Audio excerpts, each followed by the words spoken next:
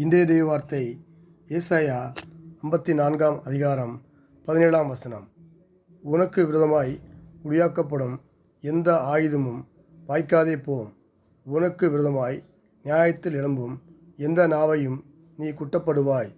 இது கர்த்தருடைய ஊழியக்காலின் சுதந்திரமும் என்னால் உண்டான அவருடைய நீதியுமாயிருக்கிறது என்று கர்த்தர் சொல்லுகிறார். ஆமேன். தேவனை சார்ந்திருக்கும் ஊழியக்காலுடைய தெய்வீக பாதுகாப்பு மற்றும் வெற்றியை இது குறிக்கிறது. விசுவாசிகளுக்கு இதாக எழும் சளி திட்டங்கள் தோல்வி அடையும். அவர்கள் குற்றம் சாட்டும் வார்த்தைகள் வெல்லாது. இது கர்த்தரால் ஆடப்பட்ட நீதியும் சுதந்திரமாகும். எதிரிகள் நமக்கு விதமாக உருவாக்கும் எந்த ஒரு சூழ்ச்சி, மந்திரம் அல்லது தீய திட்டங்களுக்கும் உங்களை பாதிக்காது. உங்களுக்கு எதிராக பொய்சாட்சி சொல்லும் அல்லது அவதூறு பரத்தும் குரல்களை நீங்கள் முறியடிப்பீர்கள். இது விசுவாசிகள் அனைவருக்கும், குறிப்பாக கர்த்தரின் ஊழியக்காலுக்கு கிடைத்த வாக்குறுதியாகும்.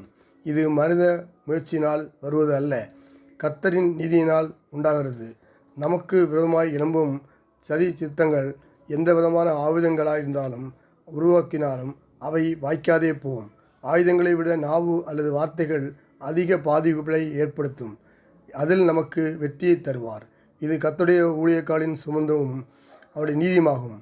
ஒரு தகப்பன் தன் பிள்ளைகளுக்கு தன் சொத்துக்களை சுதந்திரமாக கொடுப்பது போல தேவன் இந்த பாதுகாப்பை தமது பிள்ளைகளுக்கு தருகிறார். அதாவது நாம் நம்முடைய சொந்த பயத்தினால் நீதிமான்கள் ஆகவில்லை, தேவனே நீதியை வழங்குகிறார்.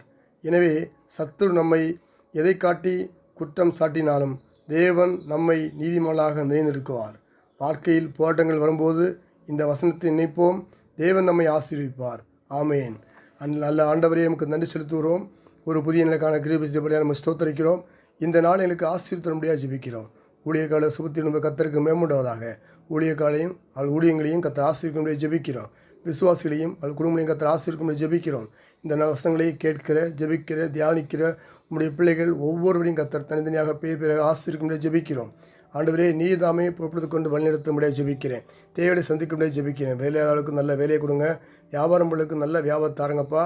இந்த போர் பிரச்சனைகள் முடிய கர்த்தர் கிருபை செய்ய முடியாது ஜெபிக்கிறேன். ஆசீர்வதியும் பாதுகாத்துக்கொள்ளும் வழி நடத்தும். இயேசு கிறிஸ்து நாமத்தில் ஜெபிக்கிறேன். நல்ல பிதாவே. ஆமேன், ஆமேன், ஆமேன்.